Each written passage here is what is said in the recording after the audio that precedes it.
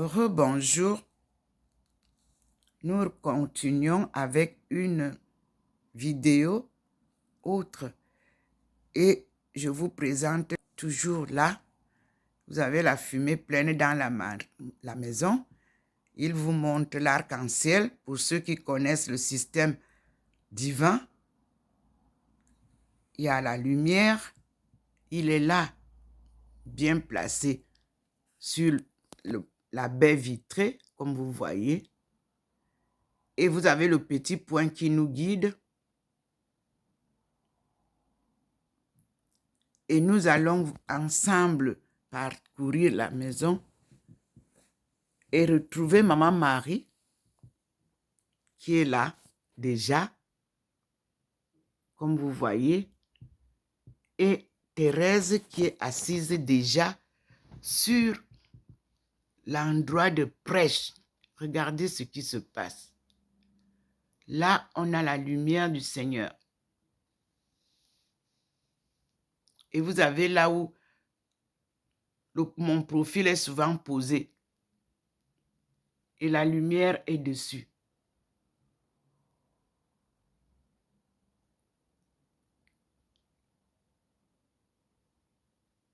Il a atténué la lumière de la Sainte Vierge et accentué celle de mon profil posé là où ça représente la chair. Et nous avons le coin chez Maman Marie là-bas à côté de la porte de ma chambre qui est aussi illuminé. Vous avez la Sainte Vierge, sa statue illuminée. Regardez, c'est posé là-bas à côté de ma porte. Vous avez l'apparition de Maman Marie. Nous sommes deux, éloignés, bien séparés. Mais Marie est accompagnée. Nous voyons deux femmes dans l'enveloppe de Maman Marie. C'est ce que je vois. J'espère que vous allez voir aussi. Je me rapproche un peu au coin de ma porte. Enveloppées, vous avez deux femmes qui m'accompagnent. Et moi, je suis posée ici. Et le Seigneur a encore illuminé grandement pour que vous voyez les deux lumières. L'apparition de Maman Marie accompagnée. Vous voyez vous-même, il y a deux femmes enveloppées là. Maman Marie est déjà décédée. Thérèse d'Avila aussi.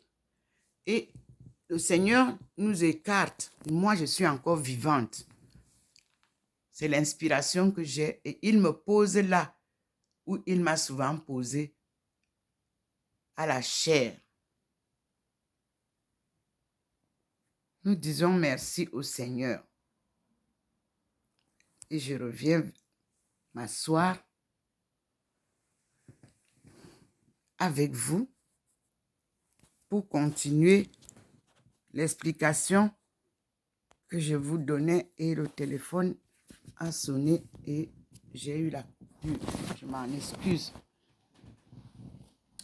Et je reprends ma lecture de l'explication de l'Immaculée Conception, c'est-à-dire le mystère de la Vierge Marie dans la doctrine de l'Église.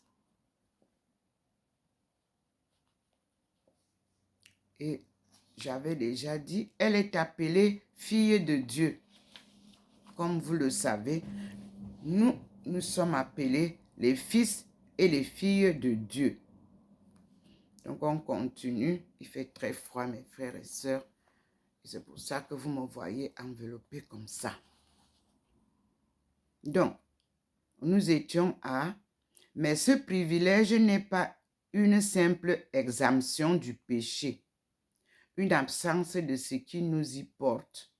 Encore que cette immunité par elle-même soit déjà une authentique faveur du fait que Marie n'a pas vécu dans le dans de continuelles tentations. Mais il y a eu bien plus, car ce privilège consiste essentiellement dans la présence en plénitude et ininterrompue du Dieu 3 fois saint dans l'âme de Marie. Je suis en train de vous lire le mystère de la Vierge Marie qui m'a été présenté. Présence de Saint François par Christian Curti.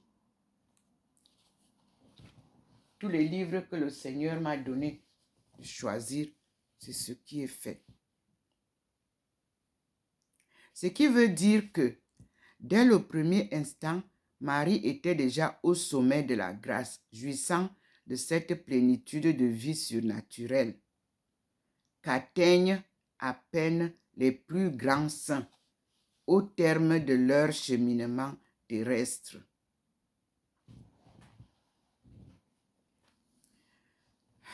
Le Seigneur scintille sur moi, comme vous le voyez. Donc, c'est pour ça que vous avez vu que j'ai bougé. Et même incomparablement, on trouve plus encore de grâce, de pureté et d'innocence en cette petite enfant que fut un jour, qu'on n'en trouvera jamais dans l'âme des saints au terme de leur purification terrestre. Nous sommes dans la doctrine de l'Église, puisqu'il nous a couronnés docteurs de l'Église. Il nous enseigne aussi, à travers les écrits du passé. Et nous continuons le mystère de la Vierge Mère dans la doctrine de l'Église. Car est née selon l'Esprit, en même temps qu'elle est née selon la chair, chez elle, dont les mouvements de la grâce ne faisaient qu'un avec ceux de la nature. C'est pourquoi on oserait dire qu'elle est fille de Dieu, par création, par droit de naissance, car elle est fille de Dieu au même titre qu'elle est fille d'Anne et de Joachim. Anne, c'était sa mère, et Joachim, son père biologique. Sa naissance à la vie surnaturelle ayant coïncidé exactement avec sa naissance à la vie corporelle. Merci Seigneur. Le Seigneur a vraiment intensifié la lumière, tant sur la Vierge et sur moi.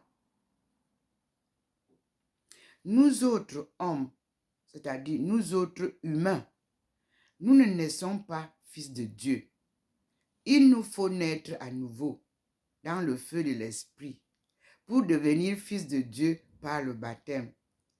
Nous ne sommes donc pas constitués fils par l'acte même de notre naissance, mais par l'acte de notre adoption ecclésiale, qu'il s'agisse du baptême sacramental ou du baptême de désir ou de celui du sang, tandis que Marie est vraiment née fille de Dieu. C'est là toute la différence et qui situe Marie à un niveau de grâce auquel nous ne pourrons jamais prétendre.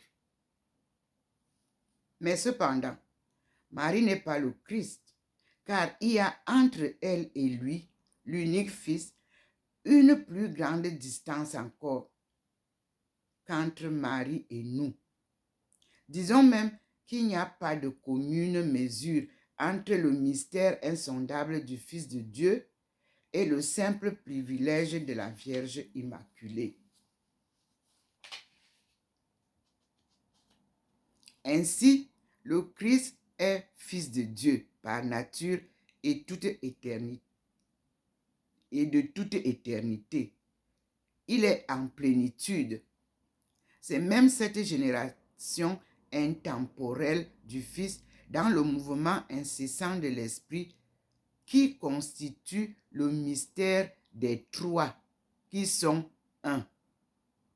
Marie est née, fille de Dieu, par privilège et dans le temps, en vertu même de l'acte créateur, qui la constitue dans son être. Mais à la différence de la génération du Verbe, la filiation de Marie demeure tout extérieure au mystère de Dieu trois en un. Ce n'est qu'une participation créée à la filiation de l'unique Fils. Nous autres, humains comme Marie, nous sommes entraînés mystérieusement dans cette génération prodigieuse du Verbe, mais après coup seulement, par adoption dans le baptême. C'est donc le même événement qui est vécu à trois niveaux différents. 1. La génération incomparable du Verbe manifesté dans le temps par sa naissance à Bethléem. 2. La naissance immaculée de Marie, laquelle est née tout ensemble de la chair et de l'esprit en prévision du Christ à venir. 3. Et notre propre naissance baptismale dans le Christ mort et ressuscité. Marie a donc vécu dans le privilège de sa naissance virginale la même grâce que tous les baptisés ou tous les humains, le même événement surnaturel, car son immaculée conception correspond à notre baptême sacramentel, produisant les mêmes fruits de sainteté. Cependant, il y a une double différence qui situe Marie à un niveau de grâce qui nous demeure inaccessible. D'abord, en Marie, la sainteté est originelle. Elle s'accomplit dans l'acte même de sa naissance. Regardez comment le Seigneur intensifie sa lumière sur moi. Et la Sainte Vierge est toujours là. Cependant, il y a un niveau de grâce qui nous demeure inaccessible. D'abord, en Marie, la sainteté est originelle. Elle s'accomplit dans l'acte même de sa naissance et ne fait que se manifester dans les démarches spontanées de la nature, tandis que nous, la sainteté n'est pas première. Et donc, il y aura toujours une distance entre la nature et la grâce, entre ce que nous sommes vraiment et ce que nous voilà devenus dans le Christ. Et par ailleurs, notre naissance baptismale n'est que la manifestation dans notre vie d'un événement qui nous précède, la mort-résurrection du Christ. Tandis que la naissance immaculée de Marie précède historiquement cet événement. Seule entre toutes les créatures, Marie a été sauvée du péché à l'avance, de manière prophétique, en prévision du Christ qui devait venir. Il y a donc la première grâce qui nous est expliquée. Deuxième paragraphe.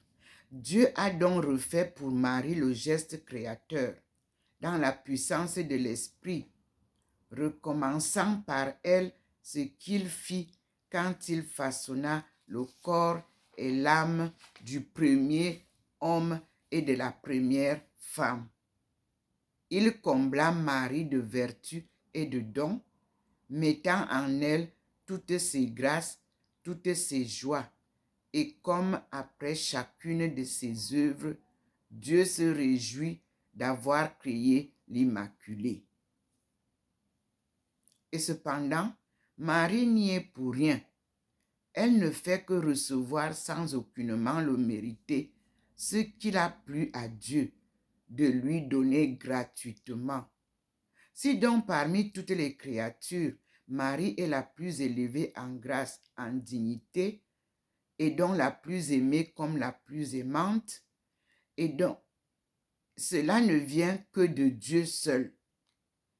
Il en est ainsi, parce qu'il plaît à Dieu qu'il en soit ainsi.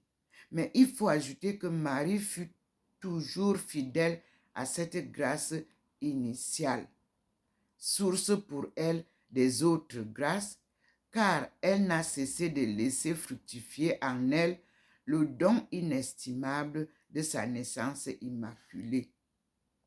Sa sainteté s'est donc faite à partir de cette première grâce, alors que notre sanctification se fait toujours à partir d'un premier péché, de ce péché originel que nous n'avons pas commis, mais qui nous précède et nous préconditionne. La grâce en nous est d'abord une purification de ce que nous étions avant.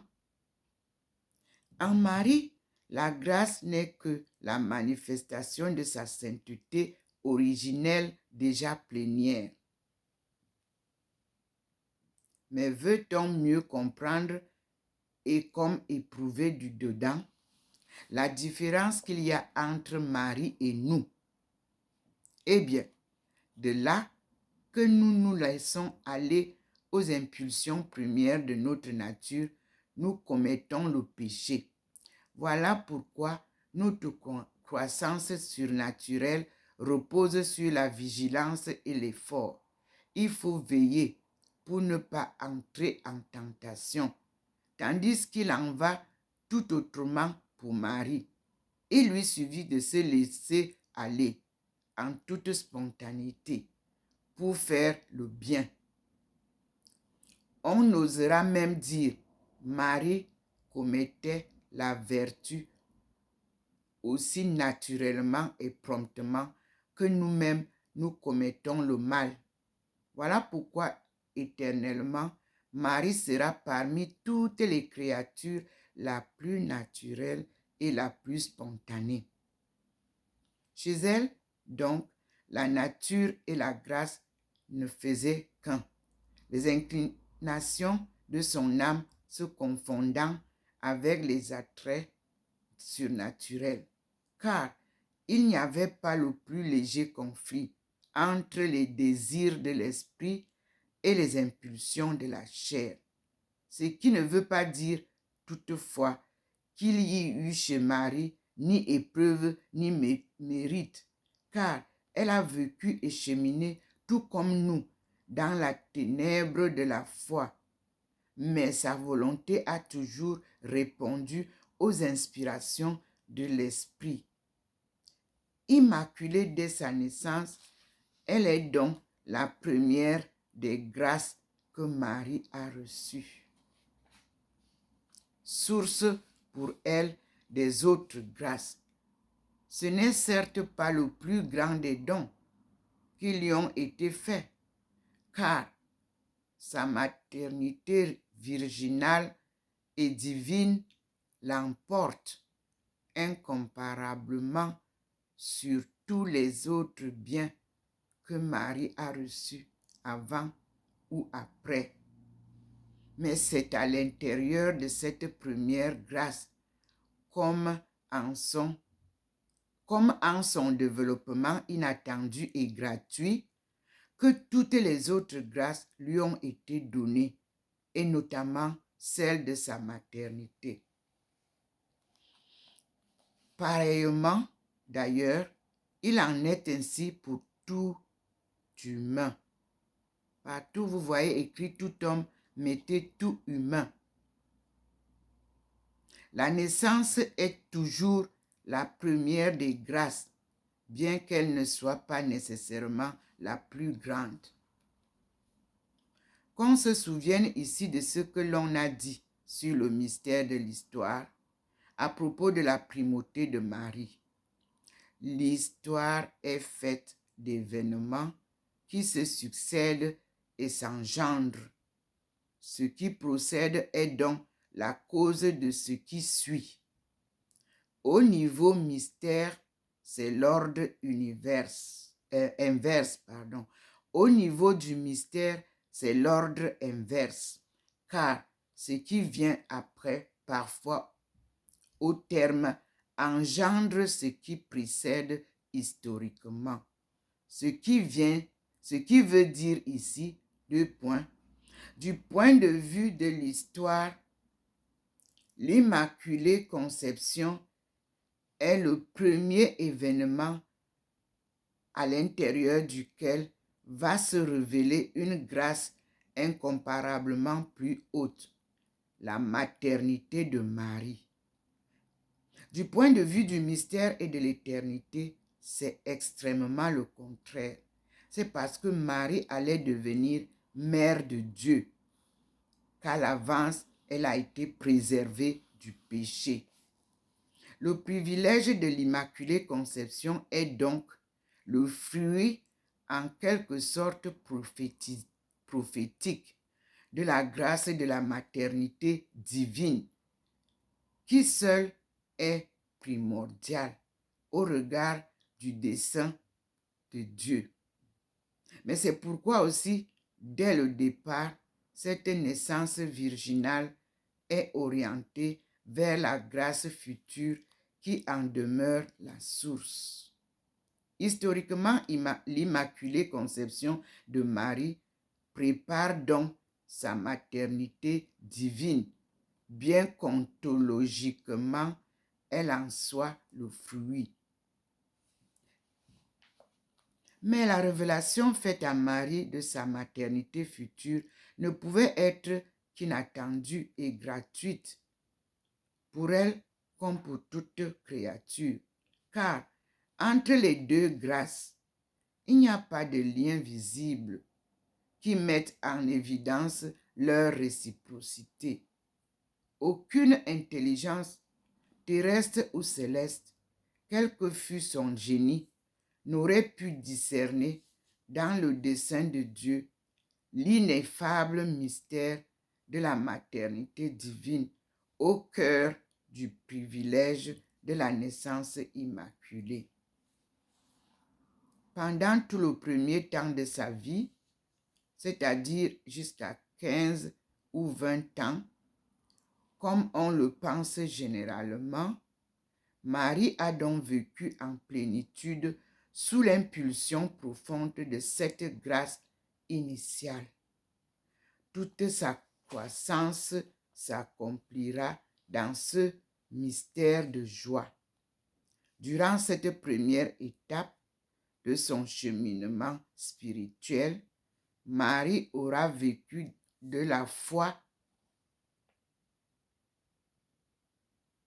servant dans l'allégresse et la simplicité. Le Dieu vivant, unique et vrai, et attendant comme tout Israël que vienne le Christ, celui que Dieu a consacré de son onction.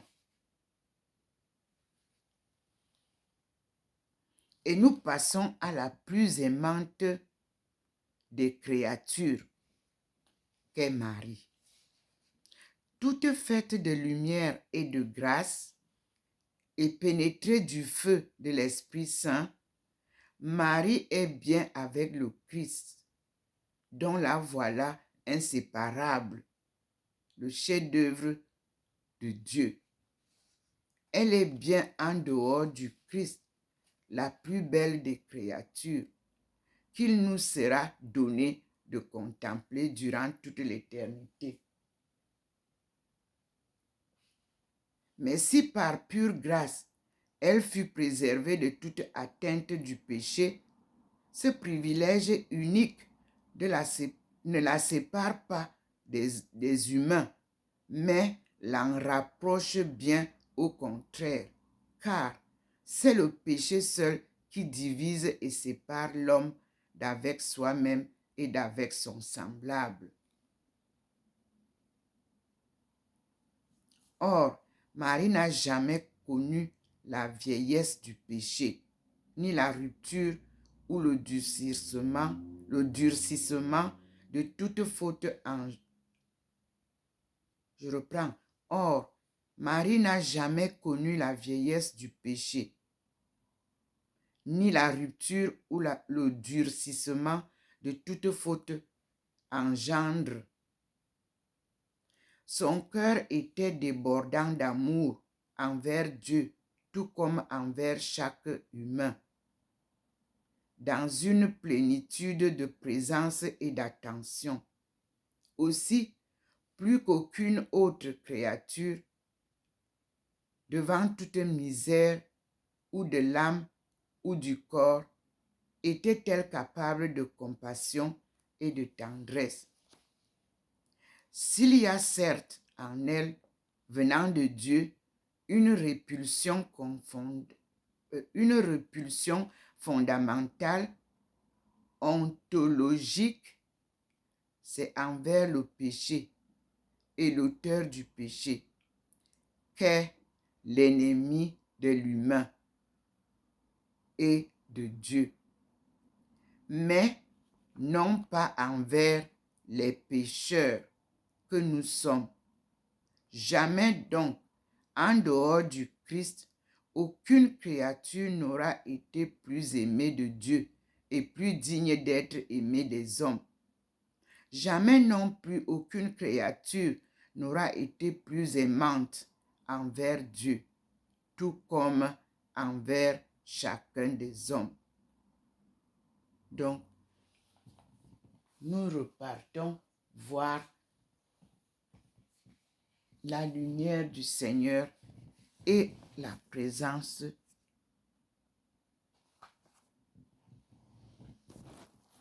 du Seigneur. Sa lumière est là.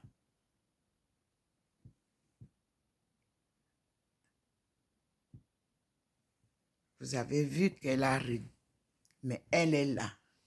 Et en même temps aussi, Maman Marie, la lumière est là, sa présence est là, mais diminuée, comme vous voyez, la lumière de dehors. Et sa statue est bien éclairée. La leçon que nous avons eue tout à l'heure nous est bien donnée. Vous avez vu que le Seigneur m'a écarté de l'enveloppe de Marie et m'a positionné à la chair où je dois partager la parole évangile avec vous tous. Nous remercions le Seigneur et je reste illuminé en faisant un petit silence.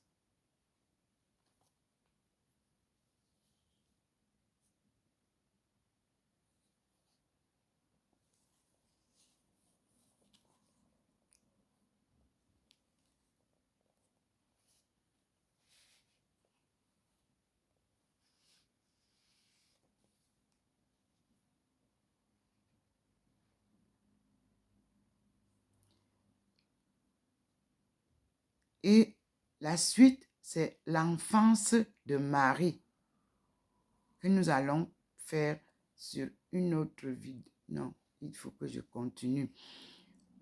On ne sait rien concernant l'enfance et la jeunesse de Marie, si ce n'est qu'elle a grandi en âge, en sagesse et en grâce devant Dieu et devant les hommes, comme elle le dit elle-même de son enfant, jusqu'au jour où son annonciation, jusqu'au jour de son annonciation, où lui fut révélé ce pourquoi Dieu l'avait créé. Le Seigneur a intensifié la lumière pour nous représenter Thérèse Ndomo et Maman Marie. Nous sommes baignés de la lumière, comme vous voyez. Je touche et je vous montre comment la lumière s'est intensifiée. Voyez, et le petit point nous accompagne. La maison est envahie par sa lumière et l'arc-en-ciel nous accompagne. Et voilà Maman Marie qui a réapparu. Vous voyez bien, elle est là. Et vous voyez comment je suis positionnée à côté.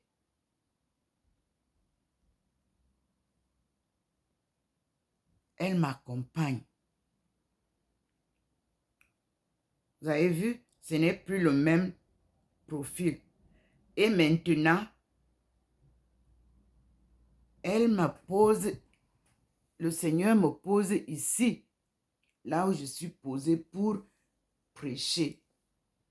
Et pour le moment, elle vous montre, Maman Marie, il vous montre, pardon, Maman Marie.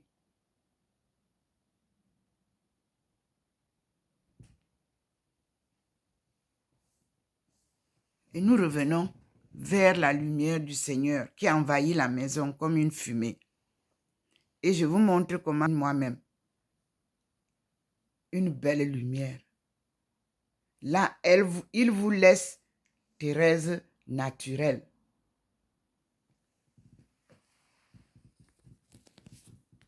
Et il vous la présente transfigurée.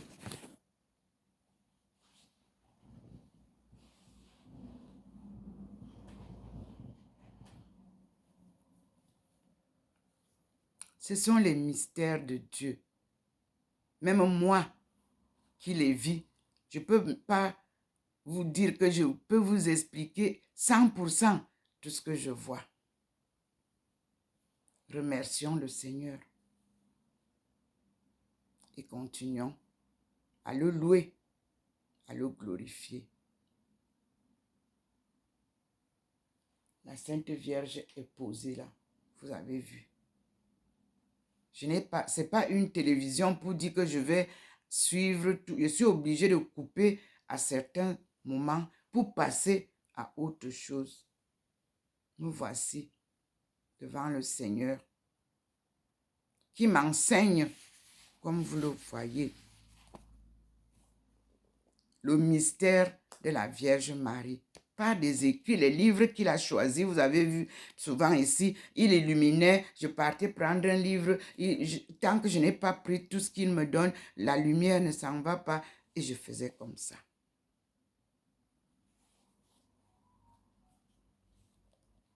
Nous continuons la lecture. Cependant, la tradition la plus ancienne, puisqu'elle remonte au premier âge de l'Église, au dire du moins des évangiles apocryphes,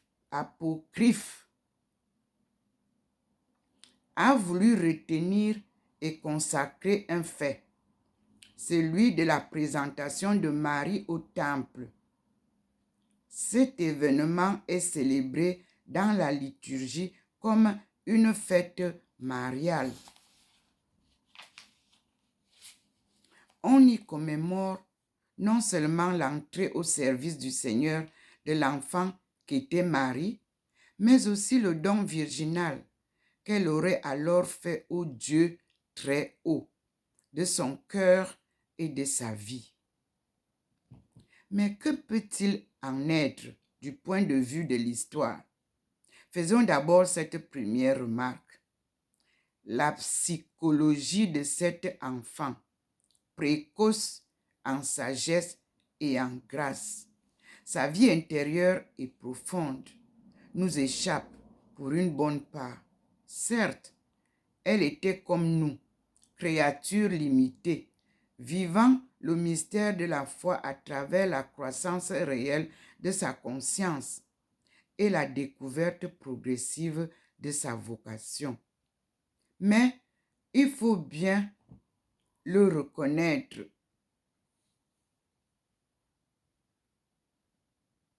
C'est là que s'arrête toute comparaison. Car le péché originel ou personnel n'a jamais perturbé sa vie intérieure. Elle possédait donc un équilibre humain que nous-mêmes ne connaissons pas dans le développement harmonieux de toutes ses puissances. 2 points. Intelligence, affectivité et volonté. En outre, Cette plénitude intérieure était scellée par le feu de l'Esprit Saint et toute pénétrée d'une grâce originelle, aussi influente en sa vie que le péché est influent sur notre vie. S'il est bien établi d'ailleurs qu'il y a des enfants prodiges du point de vue de l'art ou des mathématiques, chez qui les dons naturels se sont développés en quelque sorte bien avant l'heure, pourquoi dès lors ne pas admettre au moins la même précocité concernant le mystère de Dieu et de sa destinée chez un enfant dont le cœur dès le commencement était rempli de dons surnaturels. D'autant plus qu'il est arrivé qu'en certaines âmes sanctifiées très tôt par la grâce, la découverte de Dieu se soit faite dès l'âge de 2 ans. N'est-ce pas à cet âge que sur son propre témoignage, Thérèse de Lisieux fut entraînée vers l'époux des Vierges? Il est donc permis de penser qu'entre 2 et 6 ans, l'enfant qu'était Marie eut la pleine révélation du mystère de Dieu et de la destinée humaine, pour autant que cela est possible à un enfant travaillé par la grâce, mais qui reste quand même un enfant. C'est donc ce jour-là qu'elle aura choisi Dieu en disant son premier fiat. Et l'on peut ajouter qu'alors Marie s'est donnée toute entière à son Seigneur et Maître, dans la plénitude de son cœur, se vouant délibérément à ses desseins. Certes, cette consécration de son cœur à Dieu n'a rien de canonique, rien non plus d'officiel, mais ce qui compte devant Dieu, n'est-ce pas d'abord l'élan profond d'un cœur qui aime et qui se donne? Que savait de la vie cet enfant? Fort peu de choses en vérité, mais ne lui suffisait-il pas de se donner dans la mesure même où elle pouvait comprendre dans son intelligence émerveillée et toute pure ce qu'est la destinée humaine? Et d'ailleurs, à bien y réfléchir, on ne peut concevoir le premier éveil de cette âme limpide autrement que le don total d'elle-même à Dieu. Sans cette crise, ce conflit intérieur que tout enfant connaît quand il prend conscience de sa destinée pour la première fois à l'âge de raison. Et durant toute son enfance, Marie vivra sous l'impulsion féconde de cette offrande. Plus tard, lorsque devenue jeune fille, elle aura pleine connaissance des voies de Dieu et des chemins des hommes. Elle découvrira alors que, dans ce premier don, il y avait bien davantage l'offrande même de sa virginité. Et c'est alors qu'elle renoncera à l'homme, certes étant femme. À une époque où toute femme devait être mariée, il lui faudra bien s'engager dans cette voie, mais en réservant pour Dieu seul ce qu'il y avait en elle d'attente et de désir. L'état de virginité chez Marie est donc bien le fruit d'un choix délibéré et conscient. C'est pour être toute à Dieu qu'elle ne donnait aucune part à l'homme. Mais c'est aussi pour mieux aimer chaque homme, chaque humain, qu'elle se consacrait volontairement à Dieu, car il serait inconcevable du point de vue théologique que la première des vierges n'eût pas choisi de se donner à Dieu dans la plénitude de son cœur et de sa liberté. Y a-t-il en cela quelque chose de surprenant? Certainement pas, car dans la tradition spirituelle de son peuple, Marie avait déjà plus d'un exemple, et notamment celui du grand prophète Élie, qui, le premier parmi les humains, a découvert que le mystère de la virginité était inséparable du mystère de l'Esprit Saint. Et c'est pourquoi dans la tradition carme, la destinée d'Élie reste étroitement associée au mystère même de la Vierge. En outre, Marie a bien pu s'inspirer du mystère vécu par certaines femmes bibliques du fait d'une impuissance naturelle, avec pourtant cette différence essentielle que Marie renonçait d'elle-même à la maternité afin de se donner en plénitude à Dieu. La découverte du péché. La crise de conscience qui s'accomplit dans le cœur de tout humain à l'âge de raison, quand il découvre pour la première fois la liberté devant la grâce et le péché, la possibilité de dire oui ou non, tel qu'alors il l'entrevoit dans son cœur au dessein de Dieu sur lui. Cette crise de conscience, Marie l'aura connue également, mais de manière fort différente et dans la pleine lumière de sa grâce propre. Et c'est au cours de cette petite enfance, quand s'éveillèrent son intelligence et son cœur, et qu'elle répondit à Dieu son premier fiat. Il semblerait que non, car Marie ne put alors que correspondre à la grâce originelle de sa naissance immaculée, dans la plénitude de son don intérieur. Si elle prit conscience à ce moment de la possibilité du péché, elle ne fit que l'entrevoir dans une intuition fugitive, mais sans réaliser sans doute son existence de fait. Mais il a bien fallu qu'un jour elle fasse la bouleversante découverte de la présence du péché dans le monde, dans le cœur des hommes. Et c'est alors qu'elle aura pris conscience de la gratitude de son privilège, en même temps que la blessure profonde dont tous les hommes sont atteints. Elle n'en aura que mieux aimé. Et le Seigneur qui lui fit grâce, et les hommes qui sont les siens, c'est-à-dire les humains, et les humains qui sont les siens. Et sans doute, comme plus tard, Saint Paul le fera pour son peuple et bien d'autres saints pour l'humanité.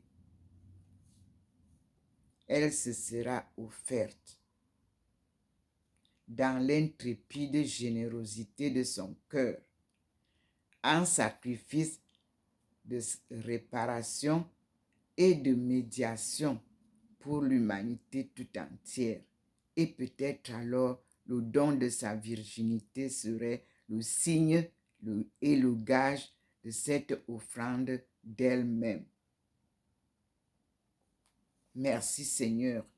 Il nous passe en ce temps-là au point 1 qui est l'annonciation pour la prochaine vidéo. Parce que cette annonciation est d'abord proclamée dans Isaïe.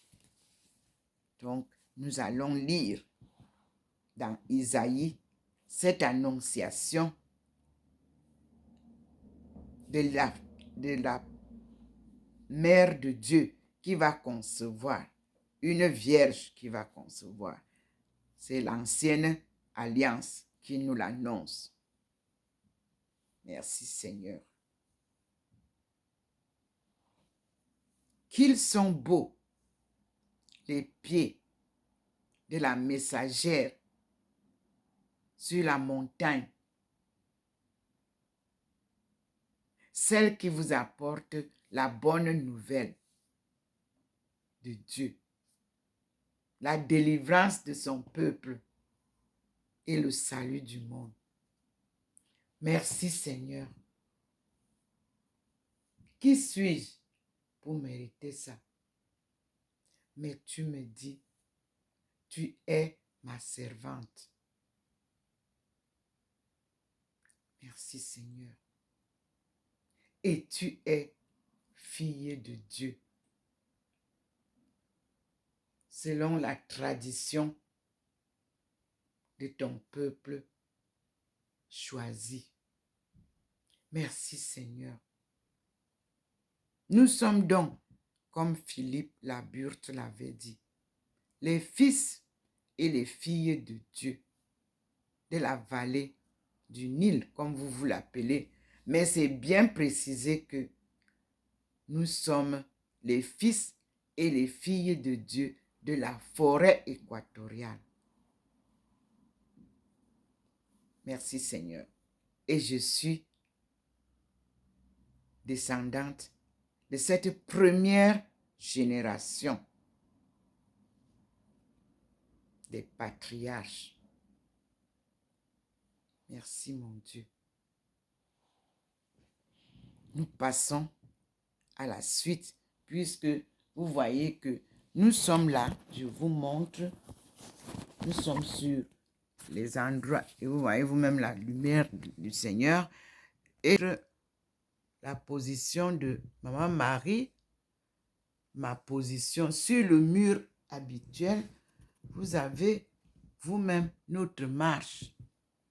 Et là, le Seigneur place bien Maman Marie et Thérèse Ndomom posées sur la chaire de prêche.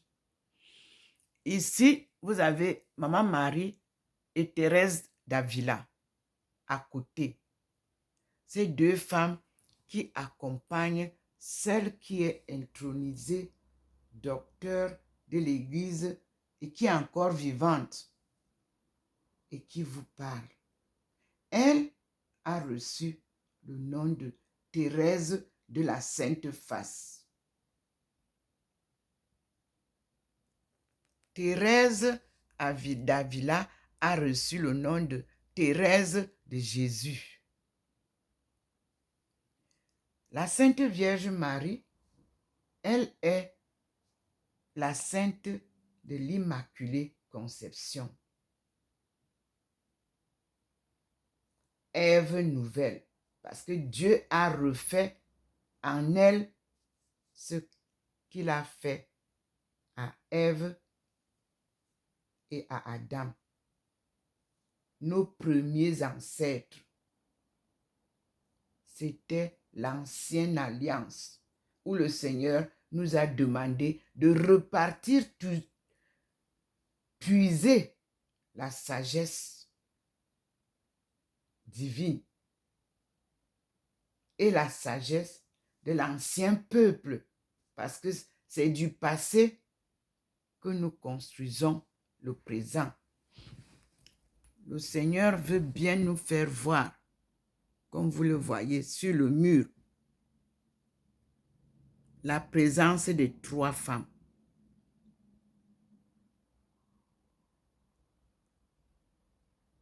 Je suis posée sur la chaire entre la télévision et le meuble. Maman Marie est debout, plus grande, et Thérèse d'Avila est à côté, entre nous deux, mais plus proche de Maman Marie, et je suis là. Les portraits que vous avez vus sont maintenant des photos, c'est-à-dire des apparitions. Vous les voyez bien positionnés là.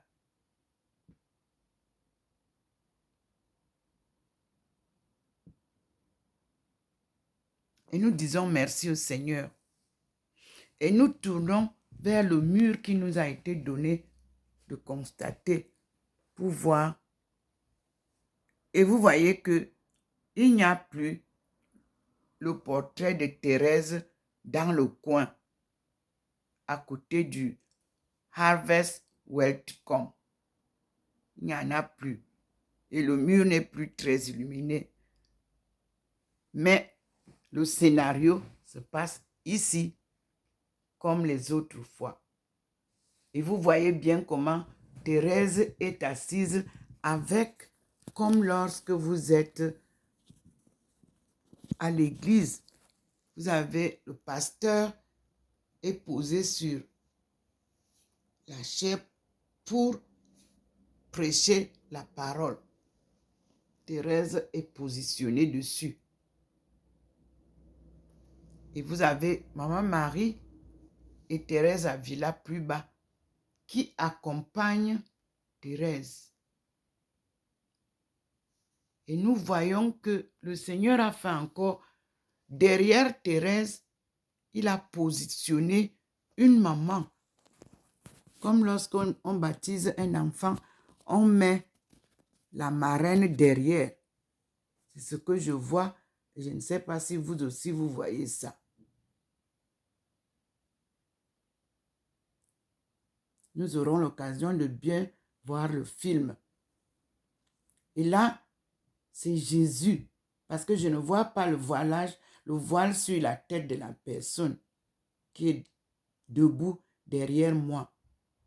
C'est mon compagnon de route, j'ai comme l'impression. Nous allons découvrir quand on va voir la vidéo. Voilà comment progressivement les lumières s'éteignent. Et nous disons merci au Seigneur. Vous revenez là devant le Seigneur qui nous envahit toujours de sa fumée de lumière. Et nous disons merci au Seigneur. À tout à l'heure, mes frères et sœurs. Je suis Dr. Nto.